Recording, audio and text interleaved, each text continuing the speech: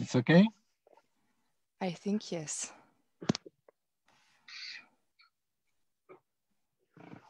Nous devons être en direct sur Facebook.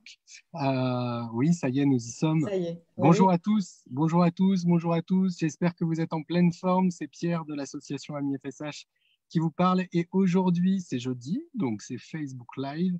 Et c'est avec des grands noms de la science FSH, puisque avec moi, nous avons Alexandra Belaïev. Alexandra, bonjour. Bonjour. Et avec nous, nous avons la chance et le privilège d'avoir Romesh et Bruce de la société Dyne Therapeutics. Let me introduce Romesh and Bruce. Hello. Hello. Bonjour. OK. Encore quelques mots en français avant de vous passer la parole. Aujourd'hui, l'équipe de Dyne Therapeutics va nous présenter ses recherches. Et ces recherches sont très importantes aujourd'hui pour nous parce que très récemment, Dyne a dit qu'ils allaient développer fondamentalement leurs activités de recherche en direction de la FSH. Ils se sont même munis d'un brevet de l'Université de Mons qui concerne une petite molécule qui est capable de faire plein de belles choses pour détruire DUX4. Donc, ça nous intéresse beaucoup. Bien évidemment, cette conférence sera en anglais. Mais comme nous avons la chance d'avoir Alexandra avec nous, elle nous fera régulièrement des petites traductions pour qu'on comprenne bien le mécanisme de la recherche de Dyne.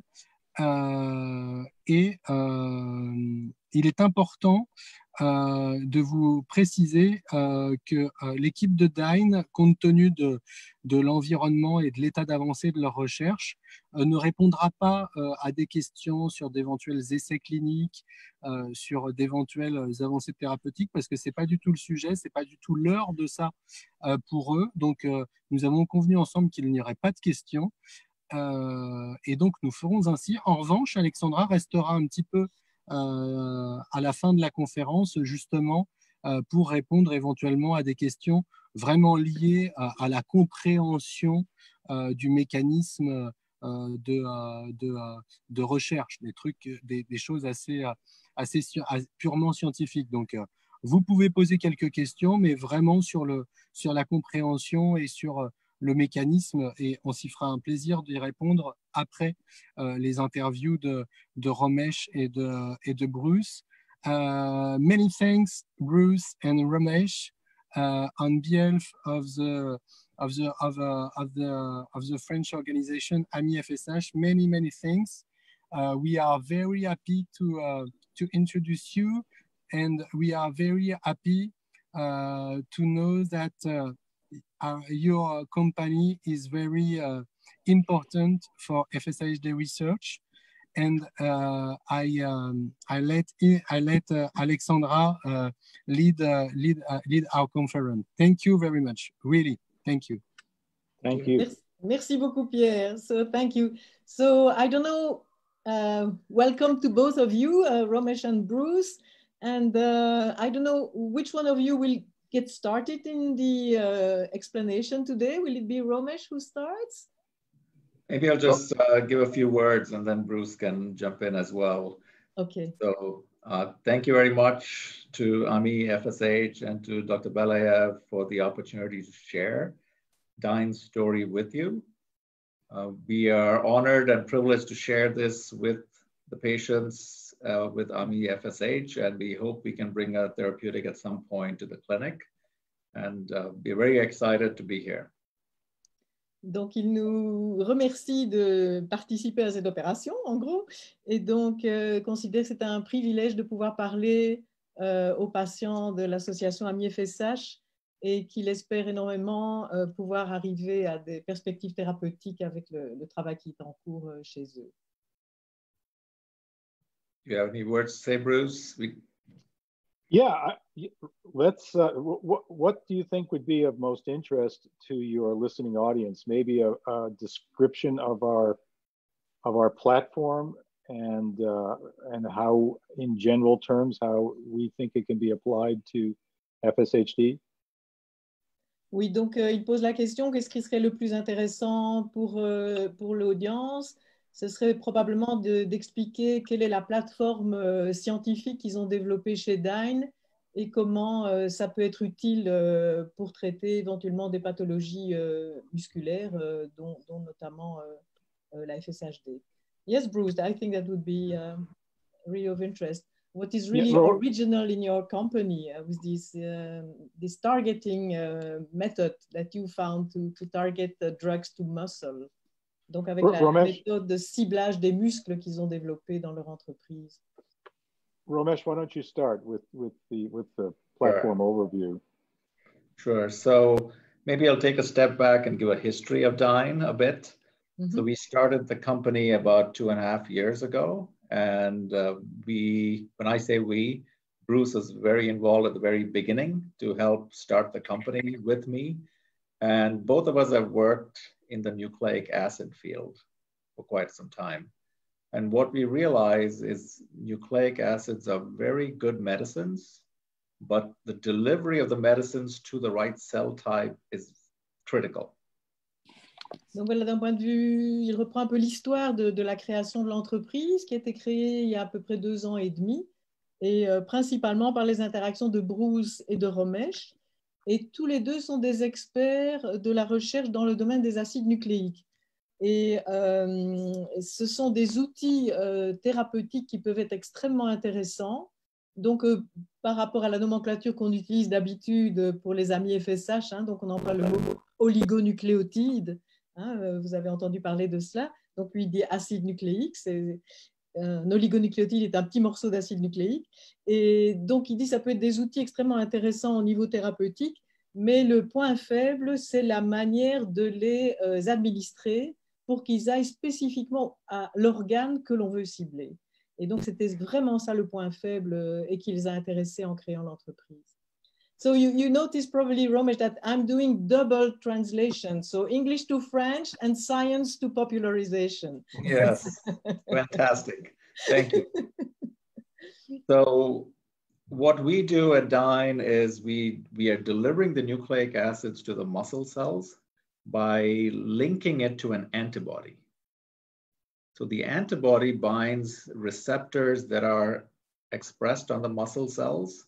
This is a receptor called transferrin receptor, and it normally transports iron into and out of the cell. There are a lot of those receptors on the muscle, and our antibody binds those receptors and delivers the nucleic acids. Donc la grande idée qu'ils ont développée chez eux, c'est qu'ils ont réussi à produire un anticorps qui reconnaît spécifiquement une protéine particulière présente sur la membrane des muscles, et cette protéine s'appelle le récepteur de la transférine. Alors, la transférine, c'est un système qui permet de faire entrer et sortir le fer de nos cellules. Et donc, ce récepteur à la transférine est particulièrement abondant sur les cellules de muscles. Et donc, si on attache le médicament, donc dans ce cas un oligonucléotide, à cet anticorps, on l'injecte dans le sang et il va être transporté jusqu'au muscle, il va se lier là-bas au récepteur de la transférine et pourra entrer à l'intérieur du muscle. Et donc l'anticorps couplé avec le médicament, avec l'oligonucléotide désiré. And so when these nucleic acids get to the cell, we have licensed patents and oligonucleotides from Dr. Belaya's lab.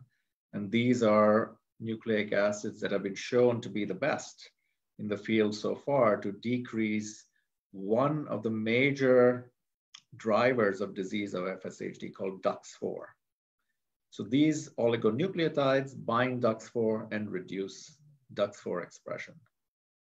Et donc, une fois que l'anticorps portant l'oligonucléotide s'est accroché au récepteur de la transférine, il rentre dans le muscle et va libérer à l'intérieur du muscle cet oligonucléotide thérapeutique. Et donc, il est très sympathique parce qu'il dit que Dyne a la chance d'avoir pu prendre la licence du brevet de l'Université de Mons, qui a le meilleur exemple d'oligonucléotide qui peut se lier sur le messager de DUX4 et empêcher, vraiment le bloquer, empêcher la production de la protéine toxique DUX4. So, and there's a lot of nuance to it. I'm sure Bruce can explain it better and Alexandra can, but it binds a particular region on DUX4 called the poly-A region, decreases DUX4. And so we hope to change the degradation of muscle over time after our therapy. Donc, bon, évidemment, il y a des nuances sur la manière dont ce système peut fonctionner, mais ce qui est le plus important, c'est que l'oligonucléotide sur lequel il travaille pour le moment, donc en ayant pris le brevet de l'Université de Mons, c'est celui qui cible la fin de l'ARN messager, cette fameuse région où se trouve le signal poly-A. Et vous vous souvenez que c'est une obligation pour développer la maladie d'avoir ce signal poly-A qu'on trouve sur le chromosome 4QA, hein, qui est indispensable pour développer la maladie. Et donc, du fait que l'oligonucléotide va se lier à cet endroit-là, ça va déstabiliser l'ARN messager et l'empêcher de faire produire la protéine dont il porte la recette. Donc, on va supprimer la production de la protéine DUX4 et on va arrêter le processus de dégradation des muscles.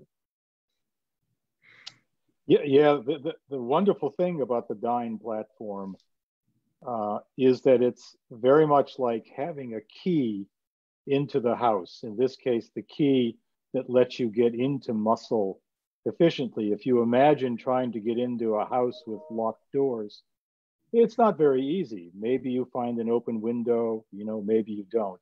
But once you have a key to the door, entering the house is very efficient. And likewise, the antibody is the key to entering muscle efficiently. And that means that you can get more of the drug. In this case, the drug is the nucleic acid sequence that Romesh referred to, into the muscle very efficiently.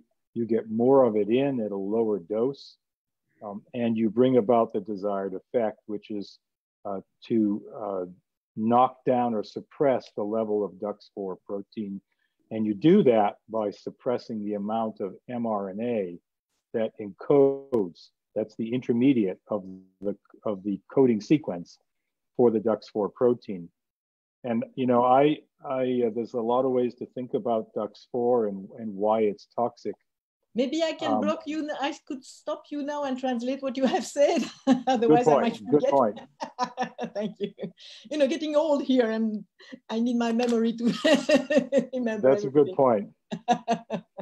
Donc, je rigole, mais je lui dis qu'il faut qu'il arrête de causer parce que moi, je n'arrive pas à suivre si je dois retenir tout ce qu'il faut traduire d'un coup. J'ai plus la mémoire de mes 20 ans. Donc, ce que Bruce dit, c'est que ce qui est merveilleux dans la fameuse plateforme qui a été développée chez Dyne, donc qui permet de produire ces anticorps et de les coupler avec l'oligonucléotide pour administrer aux patients, c'est que cet anticorps, ça fournit vraiment la clé pour ouvrir la porte pour entrer dans le muscle. Si le muscle est comme une maison qui est fermée et qu'on n'a pas la clé, on est obligé de passer peut-être par une fenêtre qui est restée entrouverte, mais l'entrée dans le muscle va être beaucoup moins efficace. Ici, on rentre par la grande porte grâce à cet anticorps qui lie le récepteur de la transférine. Donc, quel est l'intérêt? Eh bien, c'est qu'on va avoir une quantité plus importante de médicaments qui va rentrer dans le muscle. Donc, on devra injecter au patient des quantités plus faibles puisqu'il cet oligonucléotide va rentrer plus efficacement à l'intérieur du muscle. Et là, il va pouvoir rencontrer l'ARN messager, se lier dessus et empêcher la production de la protéine toxique. Donc, c'est vraiment un double avantage, ce ciblage spécifiquement aux muscles et d'autre part, le fait que ça permettra d'avoir une quantité plus importante de médicaments à l'intérieur du muscle. So we have lost Pierre. Okay. Well. Okay. I like to think of DUX4. DUX4 is a regulatory protein. It's very much like the conductor of an orchestra. So, for patients, I compare DUX to a chef, to bake a good cakes. Example. Yes, exactly. So they use DUX4 as a crazy chef. As a crazy chef, exactly. And so, if you have too many cooks in the kitchen, it's a bad idea. And so in the case of DUX4, it's trying to make one set of meals and dinners, but the muscle is supposed to be making a different set. We keep going with the cook analogy. So we have to get rid of that unwanted chef. Donc, il rappelle pourquoi veut-on absolument cibler l'ARN messager de DUX4. On veut empêcher la production de DUX4. Donc, DUX4 est un chef cuisinier et qui normalement ne doit pas fonctionner du tout dans le muscle. Et donc, avoir trop de chefs en même temps dans une cuisine, ça va causer le chaos. Et il est donc vraiment important d'empêcher DUX4 d'obliger la production de repas ou d'activer l'expression de gènes, d'activer la production de gâteaux dont on n'a pas besoin à ce moment-là dans une cellule de muscle. Donc, il faut absolument se débarrasser de ce chef fou. And I think what's also remarkable about the DUX platform is once this problem of delivery is solved, not only can you design medicines, nucleic acid medicines, that will help people with FSHD, but there's a collection of other muscle diseases that would benefit from the same capacity to enter muscle. So DMD and myotonic dystrophy are both examples of diseases where nucleic acid-based drugs can be designed to benefit those patients as well. So when it's figured out well, as we are progressing quite well at the moment, there's going to be a lot of progress that can be made quickly. Donc, ce qui est intéressant, c'est que cette plateforme ne va pas seulement être utile pour apporter un médicament contre la FSHD dans le muscle, mais peut être utilisée pour toute une série d'autres pathologies du muscle. Donc, on va juste changer la nature de l'oligonucléotide qu'on attache à cet anticorps qui cible le muscle, et on va donc pouvoir développer des médicaments pour d'autres maladies, notamment pour la maladie de Duchenne et pour la dystrophie myotonique ou maladie de Steinert. Yeah, so just building on Bruce's points, so we have, in some of the other diseases, we have a lot more data right now, but we're developing our data in FSHD, looking at how it works in cells and in animal models of disease.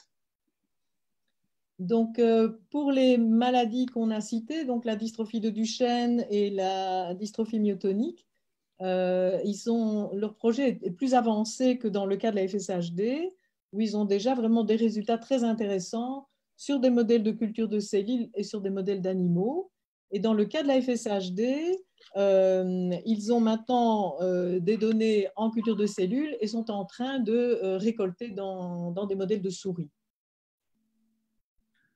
And also, we are now running a natural history study in FSHD. So this is the RESOLVE study. So we are understanding what is the progression of patients during disease. What are the muscles affected? How are they affected?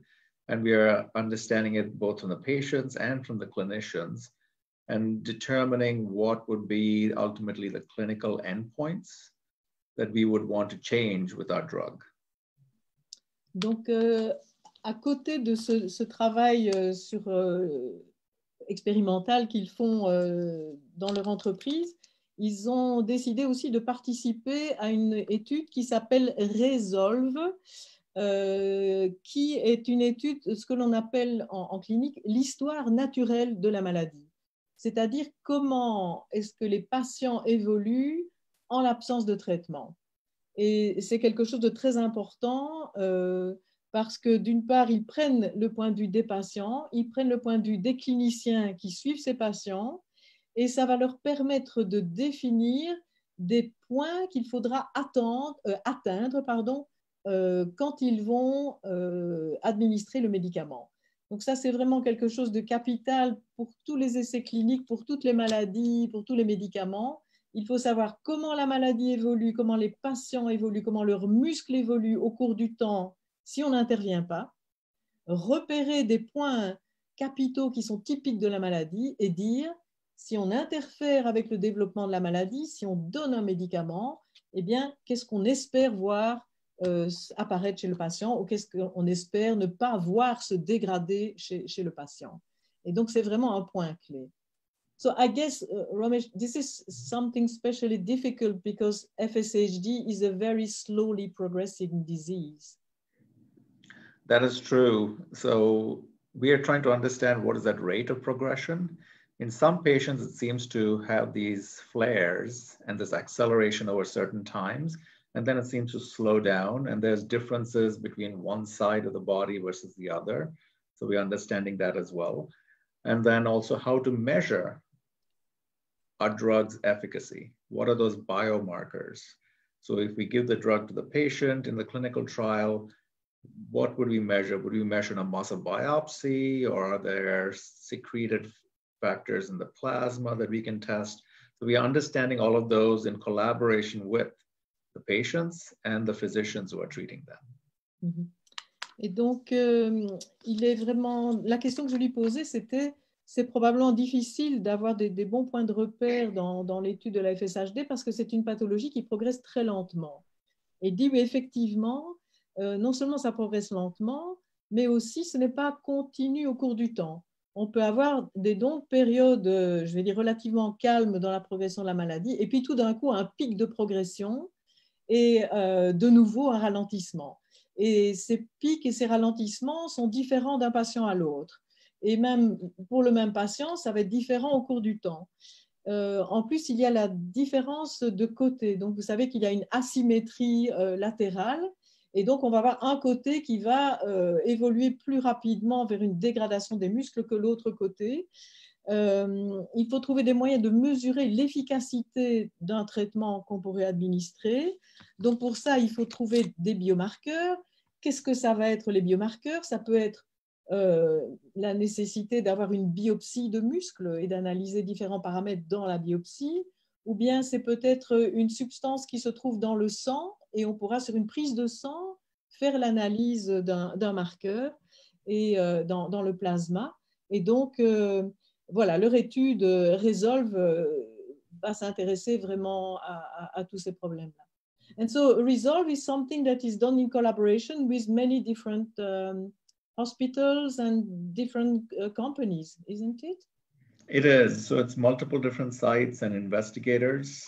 It's led, co-led by Jeff Statland, who's now on our scientific advisory board, as well as Rabi Tawil in University of Rochester, who we know well also. But it's multiple sites, multiple physicians, and also money to support that study comes from many companies that are interested in FSHD to help the patients. That is correct. Et donc, ce qui est très intéressant, donc ma question, c'était cette étude Resolve. J'ai entendu dire qu'elle était multicentrique. Et donc, il dit qu'effectivement, c'est vraiment une étude à très large échelle qui implique plusieurs laboratoires, plusieurs hôpitaux, plusieurs entreprises également. Et donc, elle est dirigée par 2 cliniciens qui sont excellents. L'un, Rabi Tawil, est bien connu dans le domaine de la FSHD depuis très longtemps. Et l'autre, son collaborateur, c'est, mais dans une autre université, c'est Jeffrey Statland, qui est aussi un excellent clinicien qui travaille sur la FSHD et qui vient d'être recruté par Dyne pour être leur expert clinicien pour la FSHD. Donc, c'était vraiment une très bonne nouvelle pour Dyne d'avoir pu s'associer les services de Jeffrey Statland, qui est vraiment reconnu comme un excellent clinicien dans le domaine de la FSHD, et il est aussi énormément apprécié par les patients. Et donc, ce gros projet Resolve, donc plusieurs centres hospitaliers, plusieurs entreprises également, toutes les entreprises qui sont en train de développer des médicaments qui pourraient être utiles dans la FSHD ont intérêt à voir se développer cette histoire naturelle et les biomarqueurs potentiels. Il faut de l'argent, et donc l'argent est donné par ces entreprises, et aussi, I think the FSHD Society is also funding partly Resolve. Yeah. Right. Et donc l'association FSHD Society des États-Unis contribue également financièrement au développement de ce... Alexandra, je peux juste me permettre, en France, Oui. l'étude Resolve est organisée principalement par le CHU de Nice et le professeur Sabrina Sacconi, qui est mobilisé dans cette grande aventure d'histoire naturelle de la maladie. Je me permets juste de le dire, puisque on en a parlé dans un récent Facebook Live directement avec elle. Mm-hmm. Donc, Pierre is mentioning that in a recent Facebook Live with AMI FSH, they have interviewed Sabrina Sacconi, who is a clinician at the University of Nice in France, and she is part of the Resolve investigation as well. Absolutely, right. Yeah, I'd like to point out this is a very important moment, I think, for the FSHD community, because, and they should take heart and have hope. It is very true that the progression of FSHD compared to certain other muscle diseases is slow. But it is also true that the impairment that people suffer between comparatively mild to quite dramatic is profoundly evident. And therefore, it will be possible to measure this impairment without question, and the extent of the impairment. And the second feature is we're working to restore function to a tissue and organ structure, which of course Romesh and Alexander and myself are, I should say, passionate about, that is muscle. And there's one thing we know about muscle, as long as it exists, even if it is impaired significantly for a long period of time, once you release the brakes and end the impairment, muscle can restore. And that's the hope with FSHD, is that when the insult provided by DUX4 is eliminated, that not only will the disease be halted or slowed, but in fact, function can restore. That's the big challenge. Mm-hmm. Donc, ce que dit Bruce, c'est que pour les patients, ils doivent bien se rendre compte qu'on est à vraiment un moment extrêmement important dans le développement de thérapie pour leur maladie. Ils doivent vraiment prendre de l'espoir en voyant ce qui se passe et le nombre d'entreprises qui sont impliquées dans le développement de médicaments potentiels. Et donc, même si la maladie est dite progresser lentement, en fait, le handicap peut être léger, mais il peut être dramatique. Et donc, il faut bien se rendre compte qu'il y a de l'espoir. On va trouver des moyens pour mesurer, on en a déjà certains, pour mesurer la progression de la maladie. Et donc, le but ici, c'est de restaurer la fonction d'un organe, donc les muscles, à propos duquel il dit Romesh, lui et moi sommes vraiment passionnés. Le fonctionnement du muscle, cet organe est absolument extraordinaire. Et une des choses les plus extraordinaires à propos du muscle, c'est que tant qu'il existe un bout de muscle, dès qu'on arrête l'agression qui peut le détruire, eh bien, le muscle a la capacité de se régénérer et de se restaurer. Et donc, c'est vraiment l'espoir sur lequel on mise en développant des agents qui vont bloquer DUX4, empêcher DUX4 d'exercer sa toxicité. On va permettre au muscle de reprendre sa capacité à récupérer. And the second point that I think is important for the patient community to take hope in is that some muscular dystrophies, for example, Duchenne muscular dystrophy, have received a great deal of attention over the years, especially since now decades ago, the cause of the disease was discovered, that is the loss of dystrophin. Yet the capacity to restore it has taken a long time, and we have progressed through many ideas of therapy which have not worked very well. And it's only recently that we've begun to see the door open for that disease. And so Dyne Therapeutics represents an example of finally getting the picture correct, finally understanding the process. So for FSHD, it's my hope that the progress will be much more rapid now that we understand really how to get enough of the right medicine into muscle.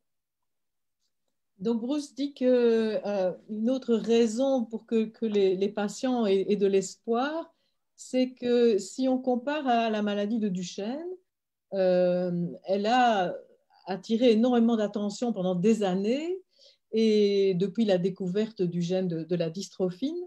Et il y a eu beaucoup d'approches thérapeutiques pour essayer de restaurer la dystrophine. Et beaucoup d'essais étaient très peu efficaces.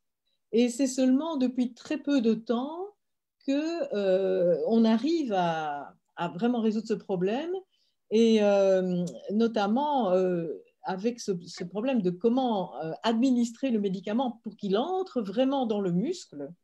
Et donc l'intervention de Dyne avec son anticorps qui reconnaît le récepteur de la transférine pour faire entrer l'oligonucléotide transporté par l'anticorps, pour le faire entrer à l'intérieur du muscle, est quelque chose de fondamental qui permet d'augmenter également très fort l'efficacité des médicaments existants pour la Duchenne. Et donc, comme ce problème fondamental, faire entrer le médicament dans le muscle, est maintenant compris et que Dyne a un outil pour le faire, eh bien, il prédit que le développement de thérapie pour la FSHD va aller beaucoup plus vite que ce qui s'est passé pour la Duchenne. Romesh, oh, sorry, go ahead. What I wanted to add was, it's great to see that the FSHD community is really finding its voice and speaking up more, and it's more present in the public arena. That is very important, right? As we develop therapies and go towards approval, we would want to engage a lot of the patient population to also voice their need for a therapy, and that has helped in the DMD field quite a bit, and has actually enabled, as when Bruce was working to get that drug approved, has been able to get that in front of lawmakers to make sure that we can get to clinical therapy. So it's important to hear the patient's voice, and it's great to see organizations like your own helping the patient's voice be heard.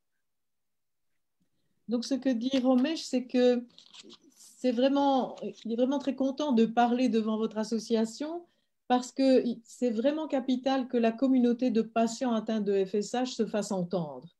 C'est très important, notamment quand on va arriver au stade où il faudra obtenir l'autorisation de mettre ces médicaments sur le marché.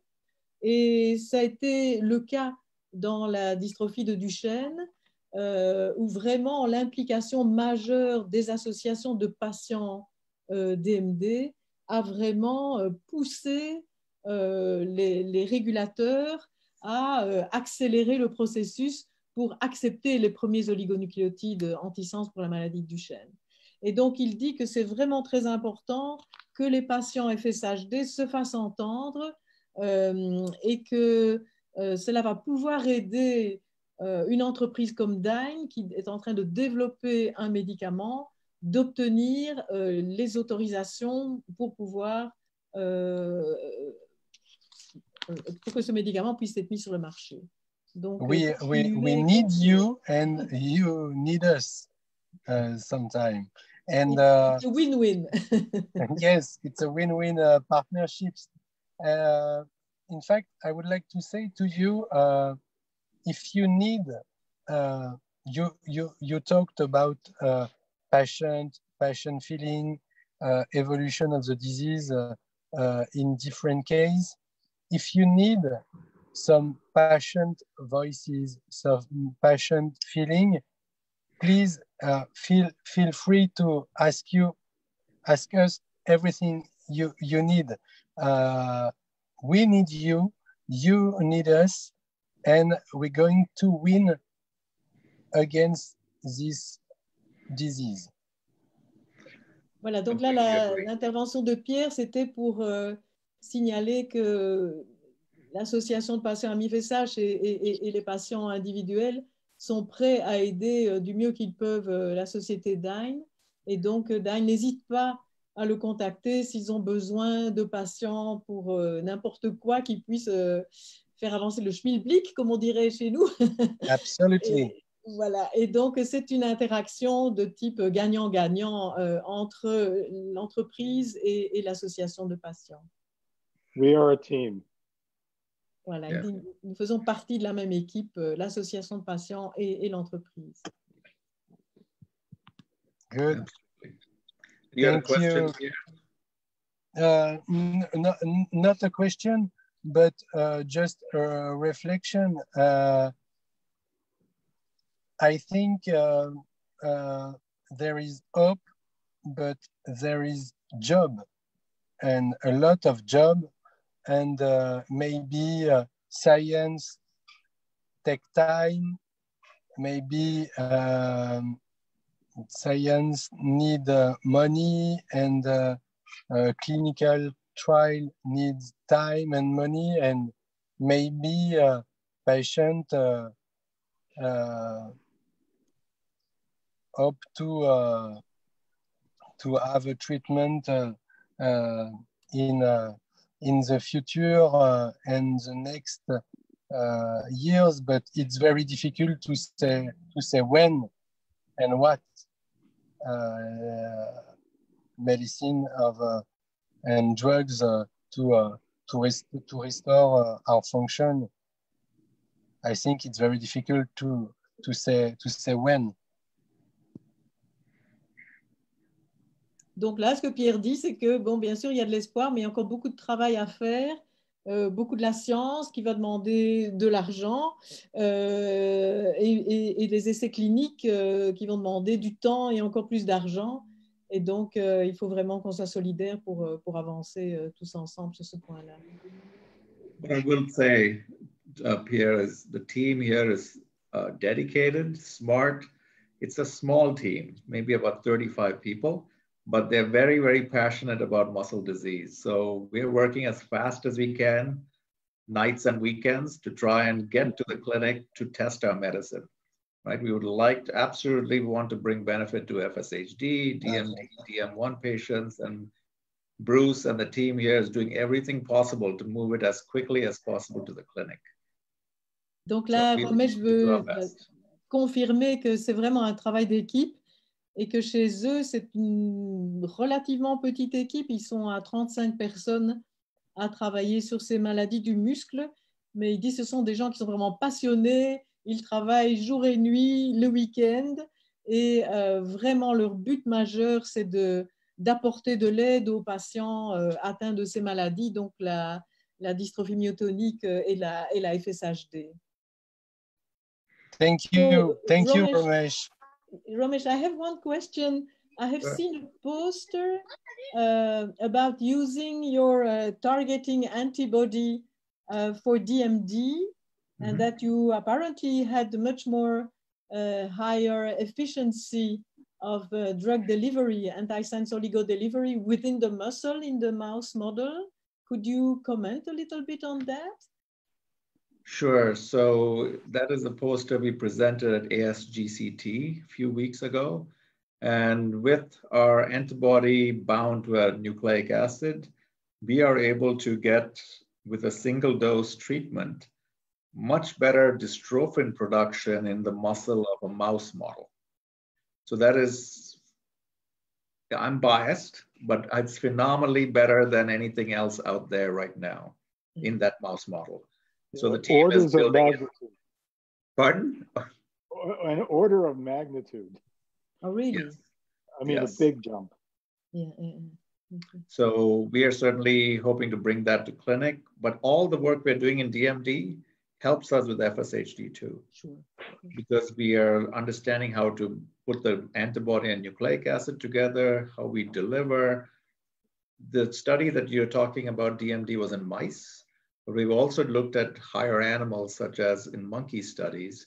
And what we're seeing there is distribution to many different muscles within the body. All muscle types, which are very important for not only DMD, but also FSHD. Donc là, la question que je lui posais, c'est parce que j'ai vu passer une affiche de résultats scientifiques concernant l'utilisation de leur anticorps de ciblage du muscle dans une souris qui représente la maladie de Duchenne. Donc, chez cette souris, le gène de la dystrophine a été muté et donc la protéine manque.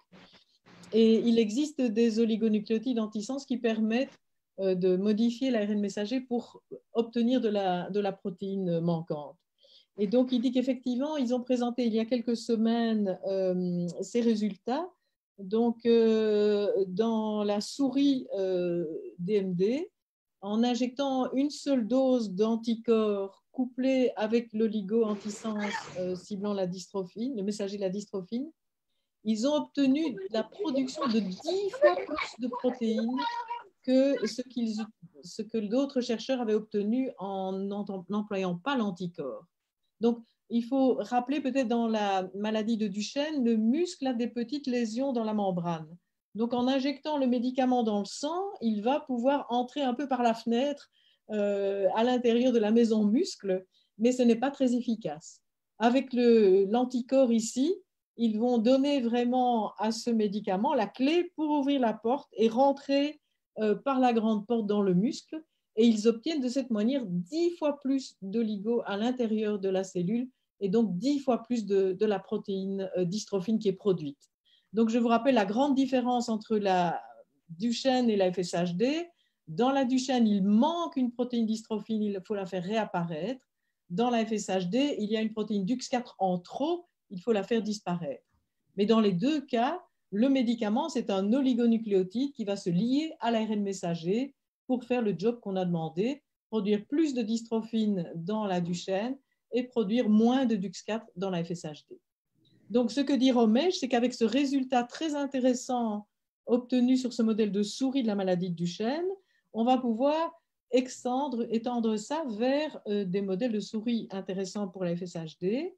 Et ils ont aussi testé un autre modèle animal, un singe, dans lequel ils ont injecté ce médicament toujours avec leur anticorps pour cibler au muscle.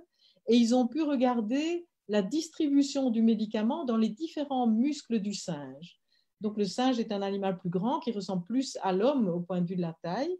Et ils ont vu qu'ils avaient une distribution de leurs médicaments dans toute une série de muscles différents qui vont être extrêmement importants pour soigner non seulement la maladie de Duchenne, mais aussi la FSHD. Donc, les progrès qui sont faits pour la maladie de Duchenne vont bénéficier directement aux études pour le médicament pour la FSHD. OK. Yeah, that's great. Merci beaucoup, Alexandra. Thank you very much, Romesh and Bruce. Many thanks. We were very happy to hear you, the mechanism, the goal, the aims. Thank you very much on behalf of the French patient, on behalf of the French administrator of AMI FSH. Really thanks, many thanks to you and to the 35 persons in your teams. Many thanks. Well, thank you for the opportunity to share our story with you. Okay, thank you. Thank you, Alexandra. Thank you, Pierre. Okay. Bye-bye. Bye. Bye. Bye. Restez avec nous, les amis. On va débattre de ce qui vient d'être dit juste après avec Alexandra en français. Voilà. So